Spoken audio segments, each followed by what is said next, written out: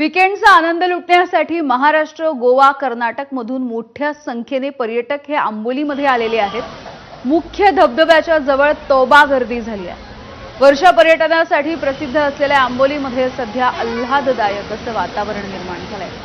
दाट धुकं, ऊन, पाऊस असं आल्हाददायक वातावरण या ठिकाणी आहे। त्यामुळे पर्यटकांची पावलं या आंबोलीच्या दिशेने वळतात। आंबोली घाट आणि घाटामधले छोटे मोठे धबधबे, नांगरतास धबधबा, हिरण्यकेशी, महादेवगड, कावळेसाद पॉइंट या सगळ्या ठिकाणी पर्यटकांची गर्दी होती।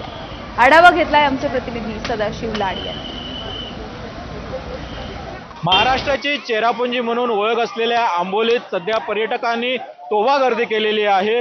वीकेंडच्या सुट्टीचा आनंद लुटण्यासाठी पर्यटक जे आहेत ते मोठ्या संख्येने आंबोलीत दाखल झालेले आहेत। महाराष्ट्र, गोवा, कर्नाटक या तिन्ही राज्यातून पर्यटक जे आहेत ते सध्या आंबोलीत दाखल झालेले आहेत आणि आंबोलीतील मुख्य धबधबा असेल, कावळेसाद पॉइंट असेल, नांगरतास धबधबा असेल, त्यासोबतच हिरण्यकेशी आणि महादेवगड पॉइंट या ठिकाणी मोठ्या संख्येने पर्यटकांनी गर्दी केलेली आहे आणि सध्या पर्यटनाचा मनसोक्त आनंद लुटत आहेत। सध्या आंबोलीच्या मुख्य धबधब्यापाशी मोठ्या संख्येने पर्यटक दाखल झाल्यामुळे ट्रॅफिक जाम देखील झालेला आहे। त्यासोबतच जर आपण पाहिलं असेल तर आंबोलीच्या आजूबाजूचे घाटातील धबधबे आहेत या ठिकाणी देखील मोठ्या संख्येने पर्यटक जे आहेत ते पर्यटनाचा आनंद लुटत आहेत।